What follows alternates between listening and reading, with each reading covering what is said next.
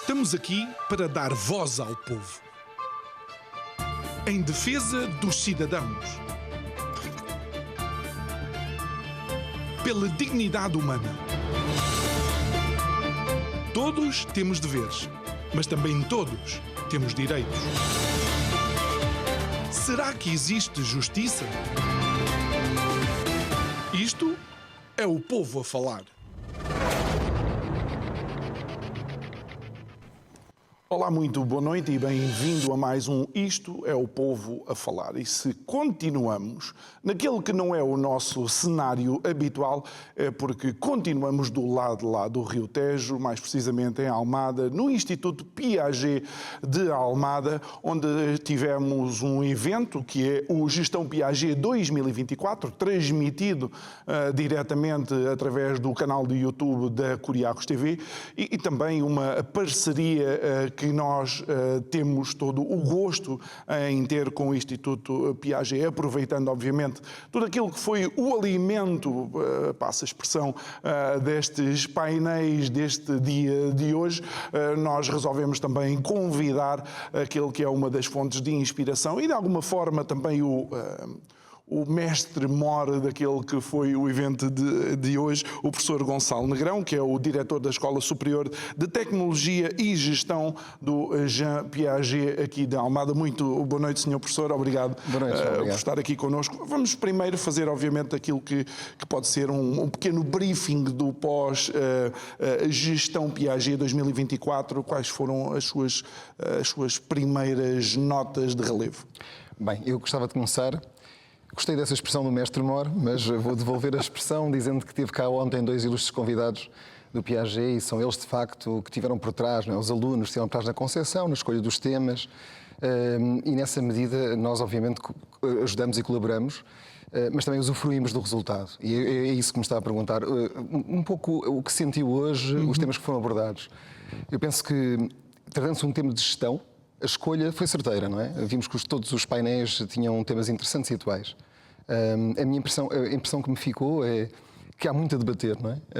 Viu-se até pelos convidados, não é? Que estavam bem entusiasmados e emocionados, fosse no tema da liderança nas organizações, fosse no tema da inteligência artificial e a sua aplicação, fosse no tema também da própria sustentabilidade vista do ponto de vista também financeiro, sem ela também não é possível haver sustentabilidade. Portanto, todos os temas foram debatidos, foram todos temas muito interessantes. Acho que podíamos explorar um pouco a agenda do que aconteceu. Sim, vamos fazê-lo, mas ainda assim a minha primeira pergunta era mais na direção de ver os alunos, de facto, a gerir o evento desta magnitude, colocando-nos um pouco nos pés deles, que é, eles são gestores de pessoas que são realmente gestoras, não é? Mas, pelo que eu ouvi, por parte das pessoas que estiveram no painel, ficaram, de facto, bastante agradados e inclusive, elogiaram o trabalho feito, não é? Muito. Eu acho que podemos exatamente começar por aí. A gestão é uma arte, não, é uma ciência, de facto é uma ciência, senão os meus colegas iam dizer, cuidado, Gonçalo. A minha formação base é a gestão e, de facto, os alunos puseram em prática aquilo que é mais importante na gestão, é gerir recursos. E vocês sabem bem disso também, estão na parte da produção, o que é gerir um evento. Significa também planear a escassez dos próprios recursos. Isso tem muito a ver com um espírito de empreendedor também que se faz neste tipo de evento, não é? Porque estão a pôr em prática não só as habilidades, digamos, mais clássicas da ciência, digamos, da gestão, fazer um bom planeamento financeiro, etc., mas também aquelas outras habilidades que têm a ver com, hoje em dia fala-se muito do pensamento crítico, que é a capacidade de dar resposta a problemas e resolver problemas. Sim, o problem solving até constante durante o próprio evento. Exatamente. Porque o evento não termina quando começa. Não. E a confrontar essa imprevisibilidade de acontecimentos e conseguir geri-los, que depois se torna muito mais interessante e aliciante quando nós, obviamente, confidenciamos mais com eles, somos professores, somos mais próximos, conseguimos perceber que eles estão preocupados com algumas coisas que eles consideram falhas, mas quem está do lado de cá, quem está a participar no evento, quem foi do painel, elogia porque isso está tudo controlado. E essa atmosfera, que as pessoas também sentem essa pressão do evento, mas realmente às vezes a percepção de uma crítica, que também é interessante, se calhar isto não está a correr tão bem, mas depois na voz das pessoas E é interessante porque aí podemos talvez sentir alguma tensão que tem a ver com o geracional, em que as pessoas mais experientes conseguem gerir essas pequenas coisas que não correram exatamente como era necessário e entender que são as imprevisibilidades, mas que o evento continua a ser absolutamente válido, não é? Ao passo que os mais jovens parece que sofrem um bocado mais as dores disso, não é? Sim, eu penso que tem a ver exatamente com isso. Acho que nós, e eu falo comigo que vou a caminho dos 50, não é? Este ano, e assim, talvez ao longo da vida vamos aprendendo isso. O errar, o falhar, por vezes as expectativas são demasiado elevadas e exageradas em relação àquilo que é realmente o necessário até. Muitas vezes nem é preciso mais, mas tudo isso com a experiência e com o tempo nós vamos ganhando algum calo, é verdade. Mas também há um fator que eu acho que é interessante na juventude, que é exatamente isso que tem a ver com a sua percepção que eventualmente alguma coisa está a falhar. É uma visão de excelência das coisas. É a insatisfação e a procura de que as coisas sejam excelentes. E nós, talvez os mais velhos, muitas vezes estamos acomodados a que certas coisas funcionem como funcionam. E neles viu-se uma vibração sempre constante, queremos que seja perfeito. E acabar um evento a dizer para o ano corre melhor, não é? E isso é que é importante. Isso é bom. Vamos então a algumas das frases e dos momentos deste evento, porque do nosso ponto de vista também seria importante aquelas pessoas que não conseguiram acompanhar todo o evento, que podem rever, porque está disponível no canal do YouTube da Curiacos TV, mas algumas delas são de facto impactantes e permita-me que comece logo com o painel inicial, quando se fala de liderança sustentável nas organizações. Uma frase que eu apontei e que me vai ficar na memória: liderança é partilhar o poder ou dizer que o poder não está só no líder. Bom, isso para mim, e não foi só a minha opinião, há muitas pessoas que gostaram particularmente desse painel. Bom, liderança para mim é um tema importante. O professor Rosinha era o moderador desse painel, é uma pessoa que eu tenho muita admiração e que nós colaboramos em projetos. Mas de facto é isso. O que é liderança se não essa distribuição, não é? Agora, a arte da liderança também tem a ver com como distribuir, não é? Porque uma pessoa pode dizer assim, o bom líder é aquele que distribui o poder. Mas a questão que nós usámos até na gestão mais tradicional, que era a questão da delegação, os modelos, digamos, mais autocráticos, o próprio Mintzberg e modelos mais antigos falavam muito de várias estruturas, umas funcionam melhor para certos contextos, outras funcionam melhor para outros contextos mais hierarquizadas, mas a questão é a ciência da gestão. Qual é a melhor estrutura? Funciona melhor ou pior? E também tem a ver com a cultura.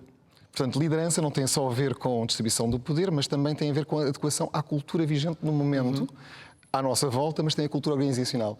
E esse balanço é curioso. É interessante porque quando olhamos para grandes empresas, grandes aglomerados empresariais em Portugal, sempre tivemos a sensação que a liderança era unipessoal. Ok? Não quero dizer os nomes, mas podemos, eventualmente, Belmiro de Azevedo, América Morim, mas por detrás, na realidade, havia essa delegação de poder e quando dizemos delegação de poder, é delegação de poder decisório também. Sim, e eu até, em particular, comecei a minha carreira mais empresarial depois do ISCTE, depois da licenciatura, na Petrogal. Na altura a Petrogal era assim que se chamava, não se chamava Galp Energia, não é? E de facto tivemos líderes que tinham esse pendor, não é? Ferreira de Oliveira, conhecidíssimo, depois passou também António Mexia, mas a questão que coloca é muito interessante, porque as organizações de facto não funcionam assim. As grandes estruturas têm de facto um esquema de delegação de poder. E eu posso dizer que eu próprio vivi. Que tive oportunidades que me foram dadas, na altura até por alguém que depois foi presidente da Unicer, o Gomes da Silva, o engenheiro Gomes da Silva, que foi presidente também da Galp Energia, que numa paragem de refinação, que foi preciso fazer uns contratos, era um miúdo, um jovem, que estava lá a tentar aprender na Revia do Porto como é que se faziam os contratos, etc. Ele deu a oportunidade, tem a ver com isso, de aprender com ele e de conseguir perceber o que era um projeto de uma grande dimensão, que era uma quantidade de negociações bem complexas, mas para dizer que havia já nessa altura uma abertura.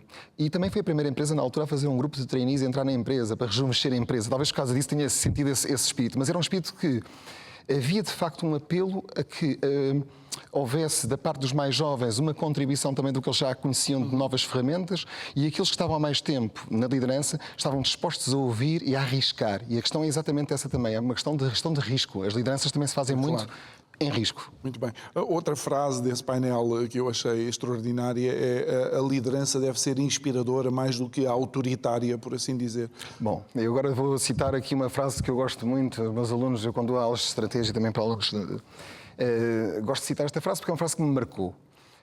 Havia uma vitrine da minha alma mater, da minha faculdade, que dizia, tinha um pequeno barco e dizia a frase de Séneca, de Cartas a Lucílio: não existem ventos favoráveis para barco que desconhece o rumo. E é exatamente essa questão. Ou seja, tem de haver a noção do que nós normalmente em gestão chamamos visão, uma visão estratégica. E essa visão estratégica não basta tê-la. É preciso compreender como é que todos nós, stakeholders, disse muito, partes interessadas, os envolventes, conseguem entender essa visão e vivê-la. E vivê-la é cultura, é viver essa visão. E, portanto, de facto, não existe... É interessante. Gostou do Séneca? Marcou-me. Eu costumo utilizar uma... Não vou dizer que desconheço Séneca, mas pronto, é mais Lewis Carroll, Alice no País das Maravilhas, muito. Quando ela chega à encruzilhada e pergunta ao gato para onde é que eu vou? E o gato pergunta-lhe para onde é que queres ir. Não sei, então qualquer caminho que serve, não é? Ainda bem que diz essa frase, que é uma das minhas preferidas também. Muito bem. Olha, outra frase também fantástica, ainda neste painel da liderança, e penso que, de facto, provavelmente é uma das áreas onde Portugal tem que se afirmar ainda mais neste tipo de liderança, não uma liderança hierarquizada ou autoritária, mas de facto uma liderança inspiradora, que liderar é pôr em prática. Muitas vezes nós ainda ouvimos aquela liderança arcaica que é o mandar fazer. Faz só o que eu te digo. Aqui não, aqui parece que o painel diz, atenção, liderar também é mostrar aos outros como se faz. Bom, tantas nuances que isso tem. Por isso que é um dos temas que nós mais acarinhamos. Aliás, devia estar aqui até para o meu colega, e aliás, é bom que ele apareça mais uma vez numa oportunidade, com o António Rosinha, porque ele é realmente o responsável pelo mestrado de liderança. E de facto isso é um dos temas uma dos outros espectros, não é? Desse prisma de falar de liderança, tem tantos espectros, tem tantas formas de abordagem, mas de facto não é essa forma de ver liderança no sentido autoritário, de mandar mensagem. Claro que obviamente em certas situações, e vamos usar uma frase também conhecida de entregar a carta à Garcia, não é? Que é conhecida essa expressão, mas que no fundo, no contexto da guerra americana, etc., mas da guerra civil, mas portanto, mais que o conflito até mexicano, havia uma necessidade de um general de pedir a alguém para levar uma carta, mas a questão da carta à Garcia é que essa pessoa que recebe a carta e tem que entregar a Garcia não sabe quem é a Garcia, não sabe o conteúdo da carta, mas não se importa, isso não é importante, põe-se a cavalo e vai entregar a carta. Portanto, muitas vezes, nas lideranças também é preciso quem execute certas funções, certas coisas, porque se formos explicar todo o contexto organizacional que está por trás de uma decisão, disso que é executar uma certa decisão num certo contexto de liderança, atenção. Claro. Discutir isso, por pensar e especular porquê, pode não ser tão bonito. Ou seja, há um balanceamento entre delegar... que é efetivamente executar aquilo. Ou seja, um general em contexto de guerra não vai ter que explicar ao soldado porque é que diferentes contextos, diferentes medidas dessa capacidade. Mas acha que ainda Portugal precisa de aprender mais nesta área? O caminho percorrido tem sido bom? Ou... Eu penso que tem sido bom. Nós temos casos conhecidos, até casos que depois são televisionados, não é? de líderes de organizações, alguns de líderes familiares, empresas familiares. Eu penso que o que está a acontecer... Nós temos uma cultura muito aberta também, não é? A nossa cultura empresarial também representa a cultura portuguesa. Sim.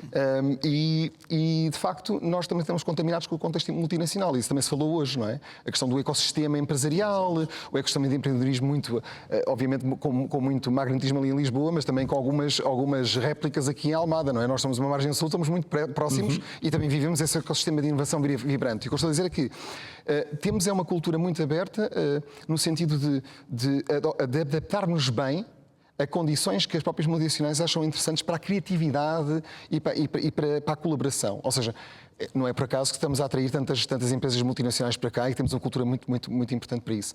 Portanto, de facto, há casos, cada vez mais casos de sucesso, mas talvez casos diferentes de sucesso, eu queria dizer. Não aqueles casos da empresa familiar que cresceu e que tem uma geracional, mas também casos de startups, de novos empreendedores que arriscaram, e conheço alguns que arriscaram e que têm demonstrado que aquele espírito empreendedor não é só de quem tem família e que tem uma estrutura, mas também é, muitas vezes, de quem arrisca e que vai à procura e que vai à procura desse sucesso. E, portanto, acho que estamos a desmistificar um bocadinho isso na cultura portuguesa. Ou seja, mais empreendedores. Muito bem. Depois tivemos um painel que falou da economia verde. E aqui o grande desafio, mais do que a economia verde no sentido de um novo dogma, é de facto as empresas entenderem que é possível ser mais friendly e na mesma continuar a ser aquilo que uma empresa deve ser, um centro gerador de lucros, não é?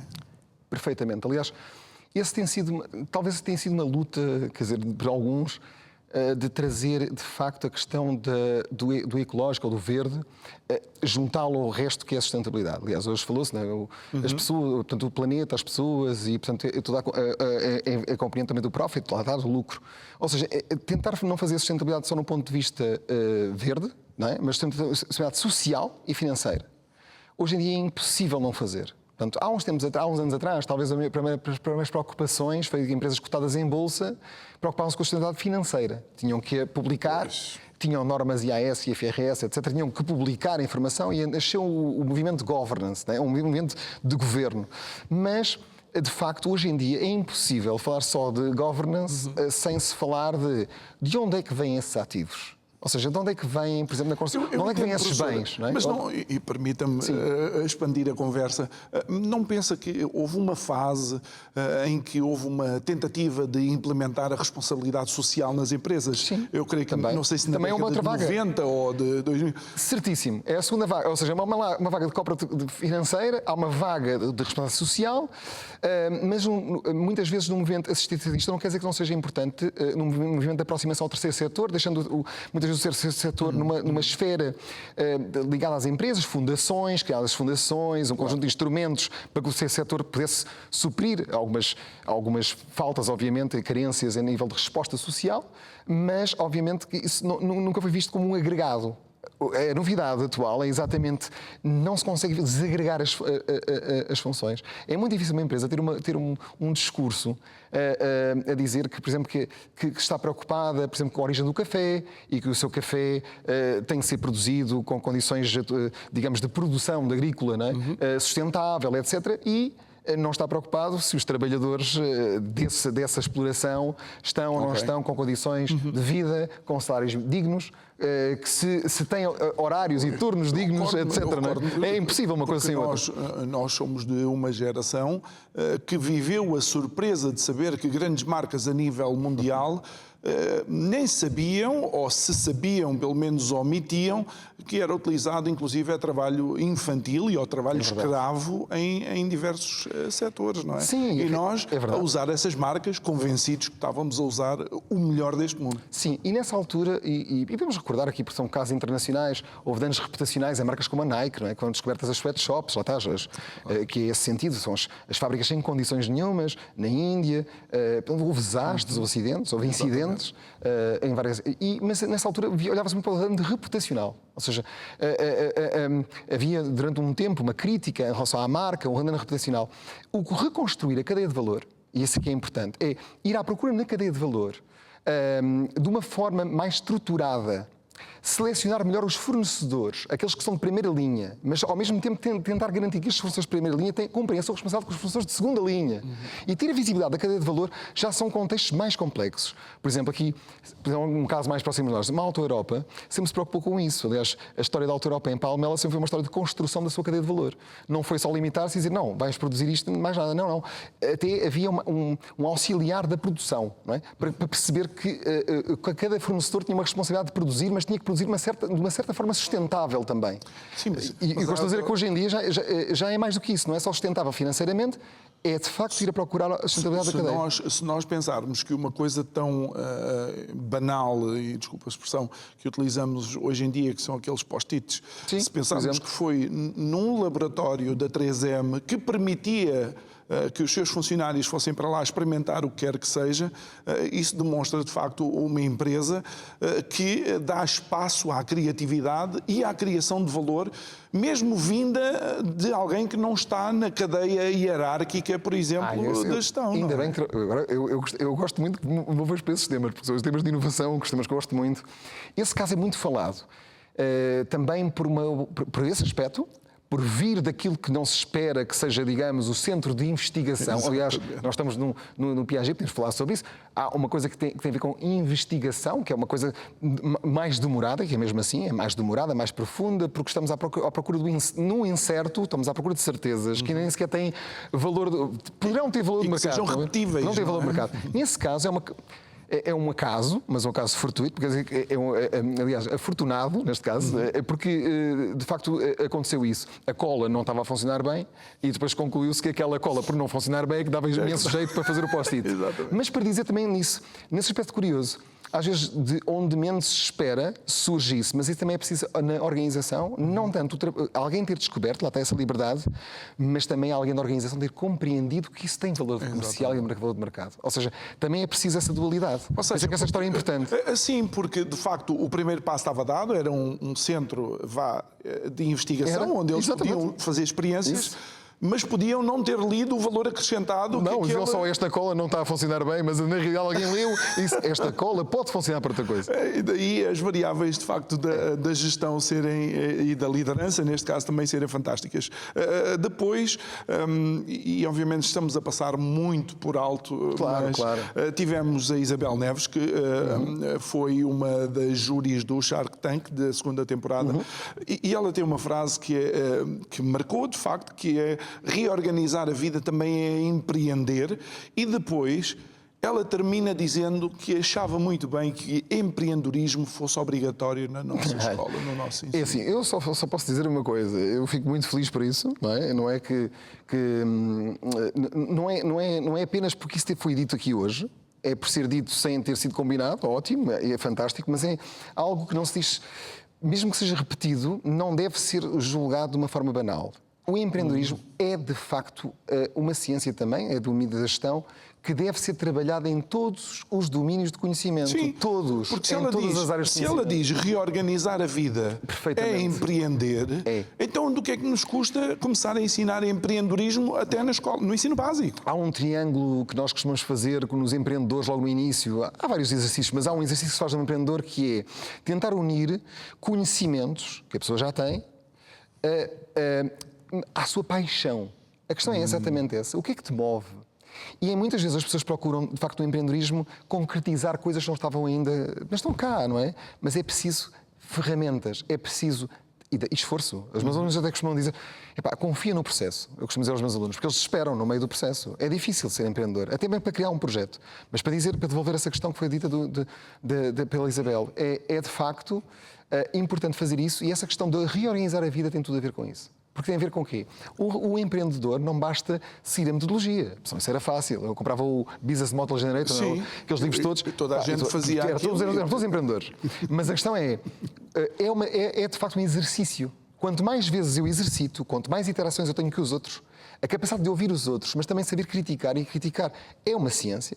Porque é saber criticar, não é dizer banalidades, é criticar no sentido de dizer eu senti este ponto negativo e este ponto positivo, e nós fazemos isso com os alunos. Os alunos apresentam uns aos outros o trabalho em progresso do empreendedor.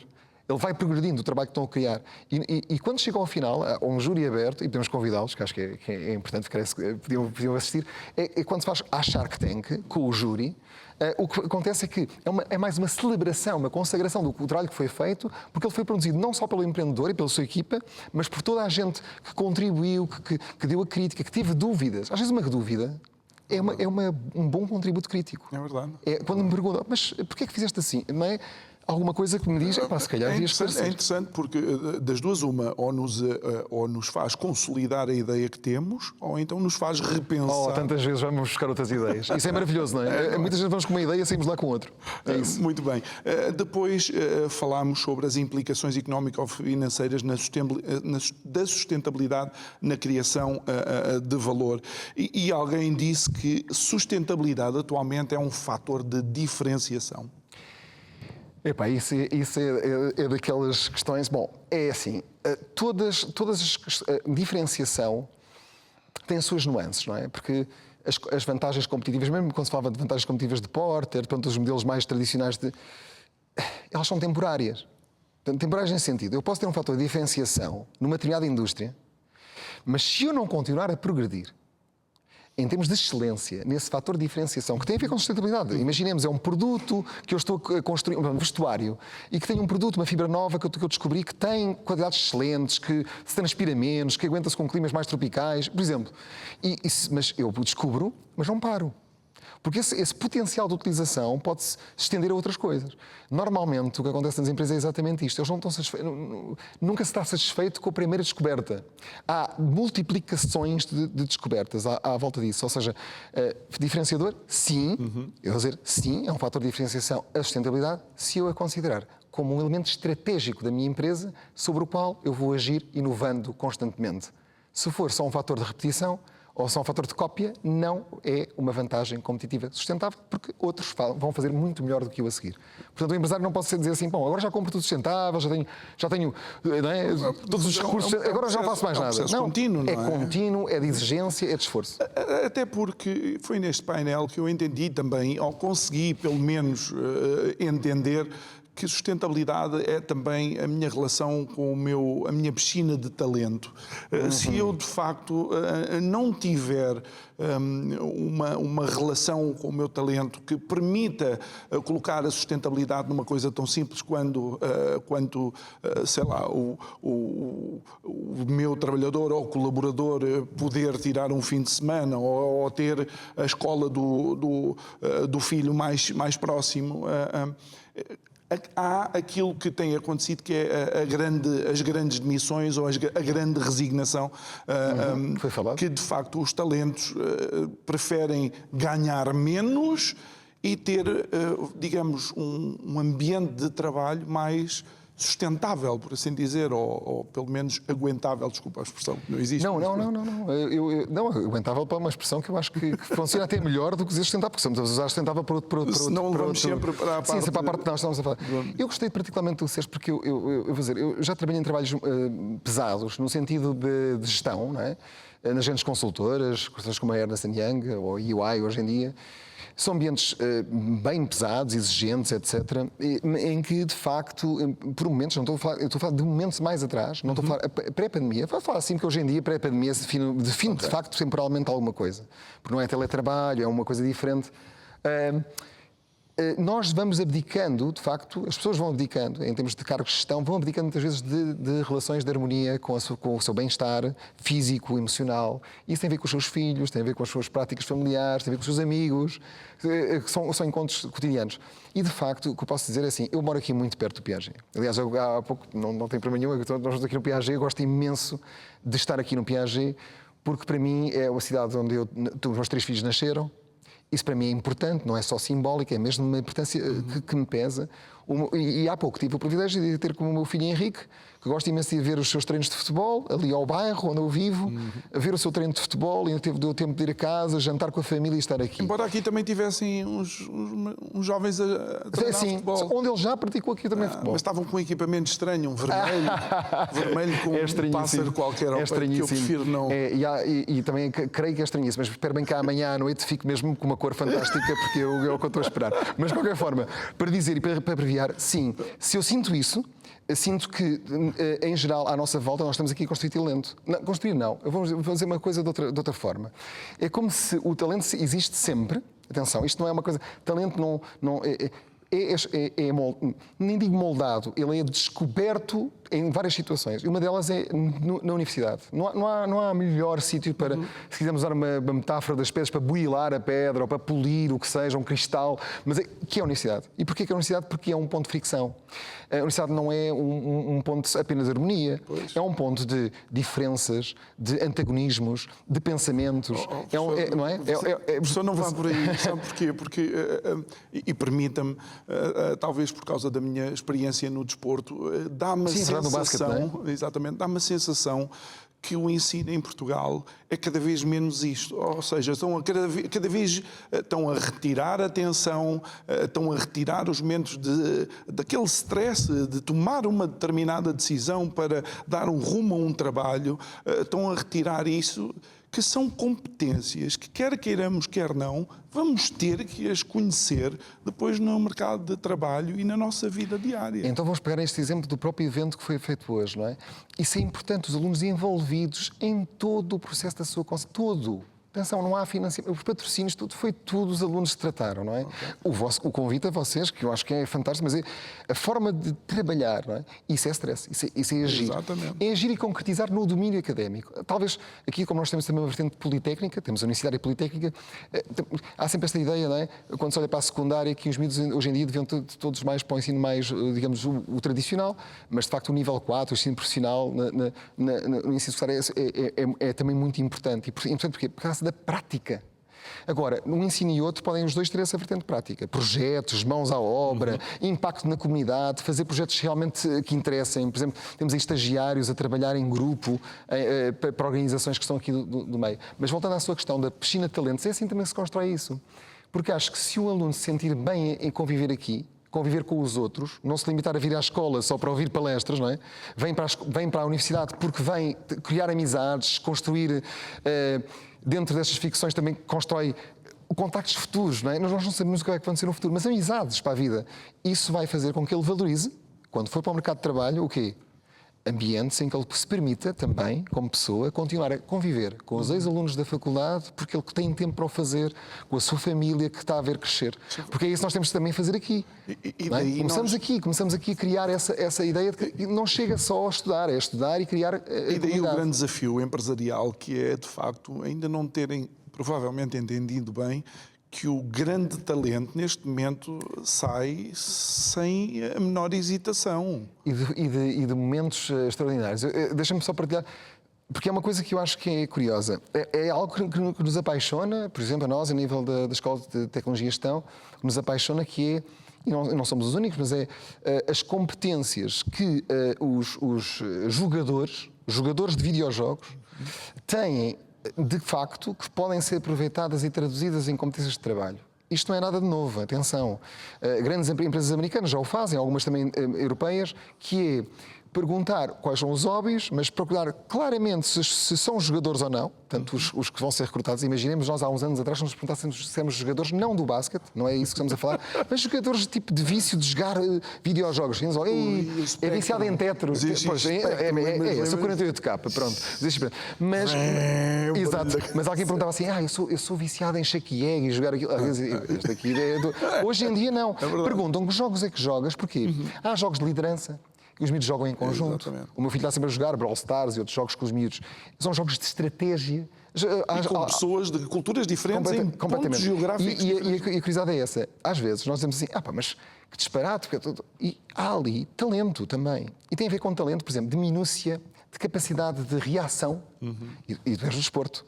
Agora imagina unir essas características com as características do mundo também físico. Exatamente. É uma coisa que estamos a explorar com um parceiro que eu vou dizer aqui, é ESG, não posso dizer.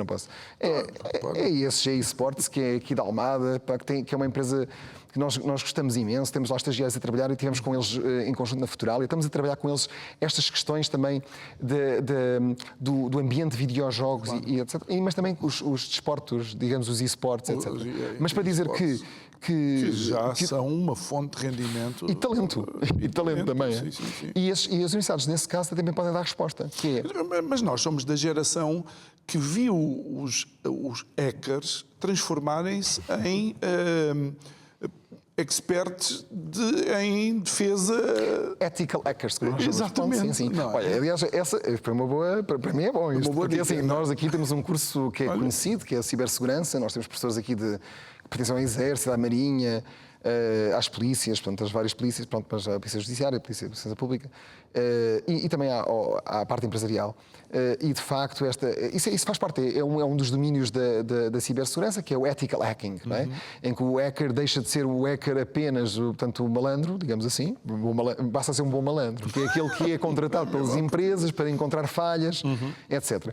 Bom, mas depois a cibersegurança tem muitos temas interessantes e que podíamos falar sobre eles noutra ocasião, mas nós já lá vamos social, também até, etc. provavelmente, naquilo que diz respeito à inteligência artificial, que também foi também é um tema nosso. absolutamente impactante. Sim. Estamos a conversar com o professor Gonçalo Negrão, que é diretor da Escola Superior de Tecnologias e Gestão do Jean Piaget aqui de Almada. Inteligência artificial na sustentabilidade das organizações eu sou dos céticos, tenho que o assumir, daí eu entender ou de alguma forma ter-me identificado com uma das frases de alguém no painel que foi: nós temos que criar patamares de risco. Nesta fase em que estamos a desenvolver a inteligência artificial. E só para que tenhamos uma noção, as coisas desenvolvem-se a uma velocidade estonteante. Eu utilizo sempre o Minority Report do Tom Cruise como referência, em que nós ficávamos espantados quando ele punha as luvas e trabalhava no quadro, e agora nós nem luva usamos e trabalhamos nessas tecnologias. A inteligência artificial é um daqueles momentos de ruptura ou de alguma forma de desafio das sociedades. É, claro, obviamente que é. É um momento, mas como todos os movimentos de ruptura, há sempre um balanceamento entre aspectos e polaridades, não é? É sempre assim, não é? Há aspectos negativos e desastrosos, há aspectos mais positivos. E nós estamos sempre a navegar sobre essa incerteza. Isso é que é belo e bonito, não é? Há quem diga que isto é que é a futurabilidade. Já que damos aqui com palavras, mas é que ainda nos cabe a nós criar futuro. E isso é importante. Agora, vamos lá ver. A inteligência artificial é tão vasta, é um mundo tão grande. A inteligência artificial abarca tantas vertentes. E eu vou começar por uma vertente que é uma provocação, porque é uma provocação mais para o sentido empresarial, que é assim. Um dos aspectos mais interessantes da inteligência artificial é chamado mais do machine learning, ou, portanto, em que as máquinas aprendem, e o aprendizado da máquina, ou a aprendizagem da máquina é feito de várias formas, umas supervisionadas por humanos, outras mais automatizadas, em que ela gera sobre si. Mas é sobre o quê que ela está a produzir conhecimento? Sobre dados. Aliás, estava aqui o Paulo Pinheiro hoje, o professor Paulo Pinheiro, que é da nossa escola, nosso amigo, portanto, estava cá hoje estava nesse painel, e a questão é exatamente, lembrando dele também agora, mas ele falava de uma coisa muito interessante. Ele dizia assim, que é uma área muito interessante da inteligência artificial, que é representar conhecimento. E eu vou chegar à provocação, que é assim, o que não é mais hoje em dia importante do que isto, que é, eu tenho que representar.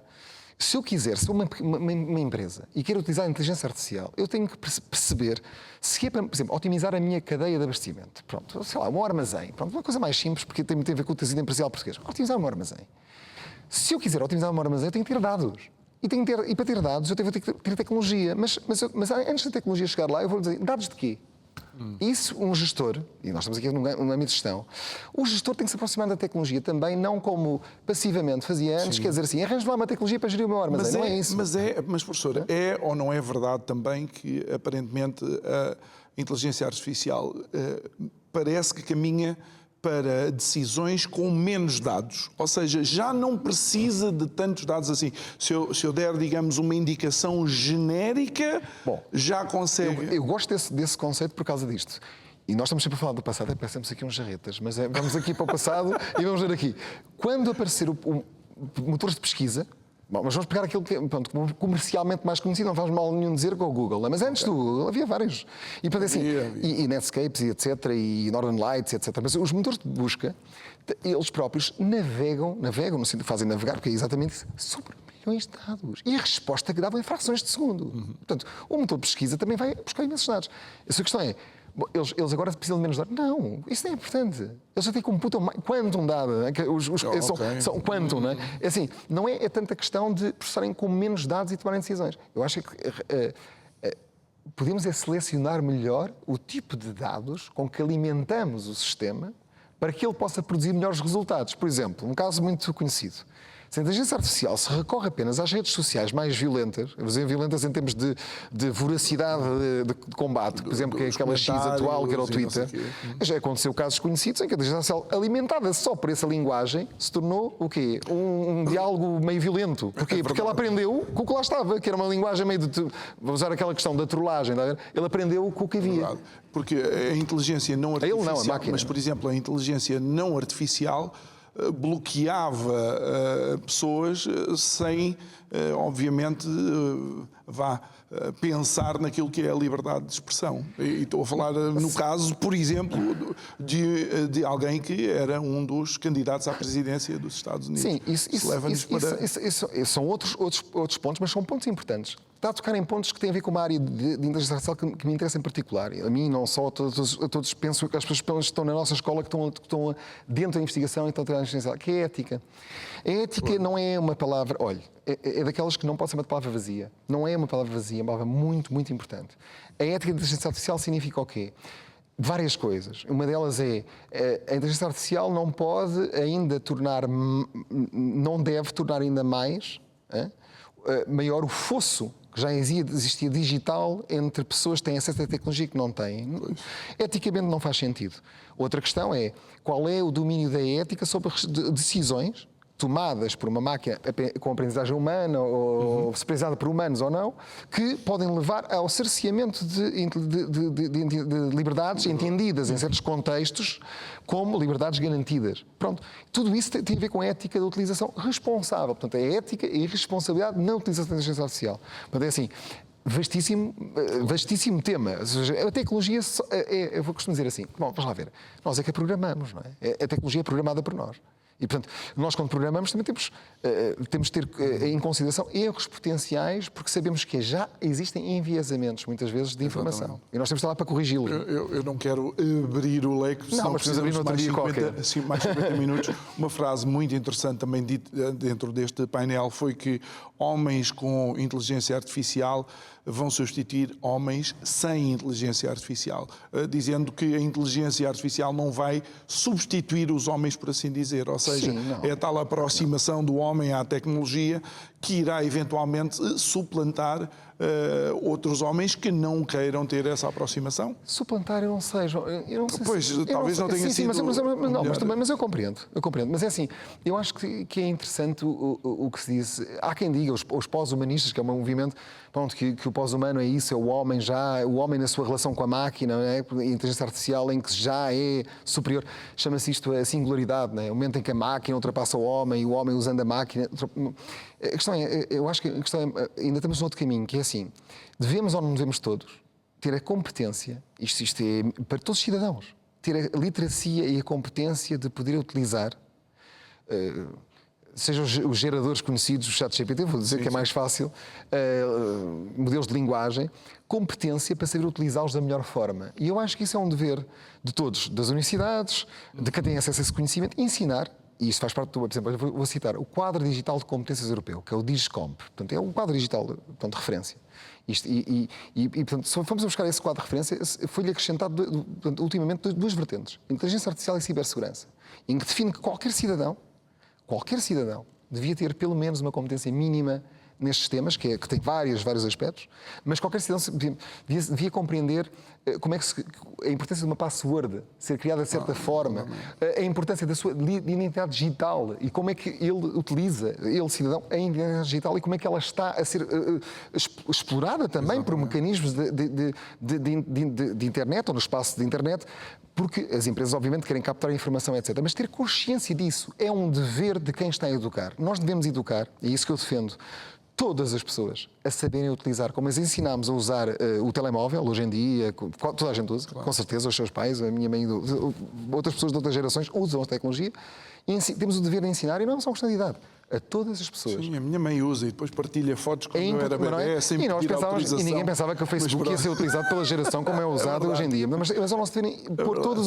as pessoas a saberem usar, obviamente em dimensões diferentes, como dizia, graus diferentes, mas saber usar esta tecnologia, que acho que é muito importante. Bom, professor, nós estamos já sensivelmente nos últimos 5 minutos da nossa conversa. Haveria mais coisas para abordar, mas sei que aqui o networking é muito importante e o professor teve a coordenar, digamos, o speed networking, que para além de unir o networking, tem a palavra speed como a pressão adicional, porque de facto é em pouco tempo que as pessoas poderiam mostrar os seus projetos para saber como correu e que nos pudesse então aqui também deixar, e porque nós levamos daqui, isto é o Povo a Falar e Curiacos TV, Isso.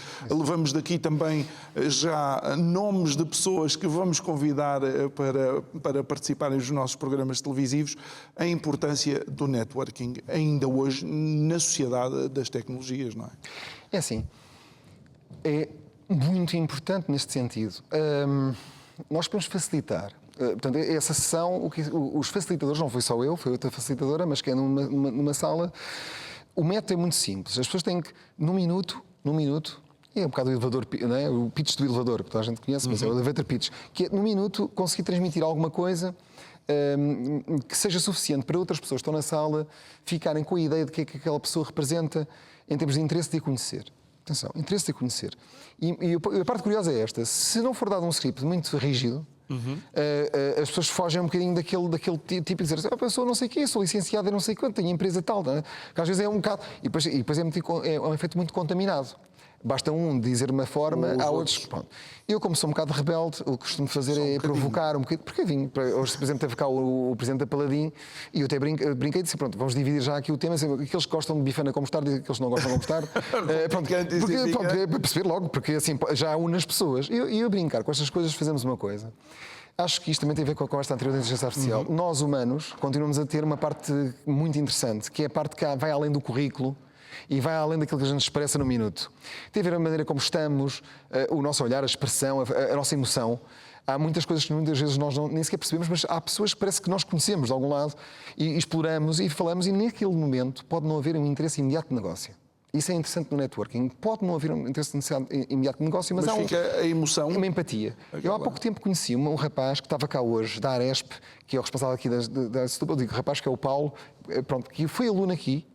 E eu encontrei numa ocasião, num workshop com a Câmara de Almada sobre cidades e territórios inteligentes, e ele disse-me: és do Piaget, olha, eu gosto imenso do Piaget, tirei lá a comunicação social, adoro o Piaget. Convidei-o para júri de empreendedorismo, que foi espetacular ele como júri, mas naquele momento não havia essa formulação na minha cabeça. Era só um rapaz espetacular, rapaz nesse sentido, quanto mais jovem, um rapaz espetacular, super simpático, tinha dito que gostava imenso do Piaget e vestia a camisola. Mas quando eu pensei no júri, pensei: espera aí, estes rapazes estão a fazer aqui um projeto de empreendedorismo ligado à restauração, vou falar com ele. Boa. Ele veio, deu um excelente feedback, foi uma pessoa espetacular, e hoje ele estava cá outra vez e é uma alegria de vê-lo. Portanto, networking pode ser speed no sentido de, inicialmente, ser muito rápido, no sentido que é rápido, a percepção que a gente teve ali, qualquer coisa que se ouviu, mas eu acho que o que se torna lento depois é a magia de voltarmos a encontrar essas pessoas. Eu costumo dizer assim: João, de certeza que a próxima vez que nos encontrarmos vai ser menos tempo do que levou a nos encontrarmos hoje. É que passámos anos e anos da vida sem nos cruzarmos, já viste? E só hoje é que estamos aqui. Pronto, de certeza que a próxima vez vai ser mais curta. Não acho que não vai demorar quase 50 anos para te conhecer outra vez, ou para te ver outra vez. Não me parece. E no fundo, para terminar isto, e porque o professor falou de networking, falámos de inteligência artificial, falámos de sustentabilidade, mas acabamos a falar de pessoas, não é? Sempre falando de pessoas. E realmente, pronto, eu sei que houve um dos membros do painel que dizia: recursos humanos, não pessoas. É exatamente isso. Claro que, obviamente, quando nós estamos a falar de gestão, estamos a falar de recursos financeiros, recursos materiais, logística, etc. Mas gestão de pessoas, sim, obviamente. Eu acho que ainda isso continua a ser e sempre será. Eu penso que até o que nos une aqui em termos de, olha, por exemplo, a oferta formativa deste campus, não é? Estamos a falar de pessoas, estamos a falar do quê? Bem-estar e saúde mental, temos psicologia. Estamos a falar da maneira como colocamos o nosso corpo e a nossa saúde física. Temos desporto e temos motricidade, certo? Estamos a falar das competências que eu falei há pouco, que toda a gente devia ter. Estamos a falar de tecnologia, estou a puxar a brasa à minha sardinha, não é? Estamos a falar da maneira como as pessoas gerem a sua vida, o seu trabalho, etc. Gestão. Portanto, estamos a falar sempre de pessoas, no sentido que eu consegui pôr numa pessoa só, todas estas vertentes que são de conhecimento numa pessoa. E de facto é isso. Gerir pessoas é gerir essa parte, mas agora vou dar a provocação. E deixar que a outra parte, que há quem também tente muito adestrar, no sentido de que é a parte emocional, deixar que a parte emocional se torne poesia. Eu costumo dizer isto, estou a dizer de uma forma assim muito... Mas há pouco citavas Lewis Carroll, e portanto a questão é esta. Tem de haver uma certa magia ainda disponível, e isso tem a ver com a parte das pessoas serem criativas. E isso, agora vou-te devolver. faz-nos mais interessantes, menos previsíveis e mais apaixonantes do que as máquinas. E é isso que nos vai manter tão vivos para o resto da vida. Porque nós somos capazes de fazer coisas poéticas que a máquina pode imitar, mas a ressonância do que fazemos, humanos, não é a máquina que consegue imitar. Não, é o viver. falta aquela espontaneidade. Somos pessoas, somos pessoas. Com que as coisas acontecem. Professor Gonçalo Negrão, muito obrigado por ter estado aqui connosco. Obrigado por ter servido um pouco de laço ou de cereja no topo, no bolo. Cereja, depois vinha outra a seguir, não é? Sim, sim. Gostas com uma cereja. Os nossos parabéns a si, aos seus alunos e toda a equipa que fez este Gestão Piaget 2024. Obrigado a si que nos acompanhou em mais um Isto é o Povo a Falar especial. Hoje vamos deixar aqui esta aula magna do Piaget de Almada. Amanhã regressamos, amanhã e depois, ao nosso estúdio, mas provavelmente ainda falta uma conversazinha aqui. Boa noite, até amanhã e muito, muito obrigado.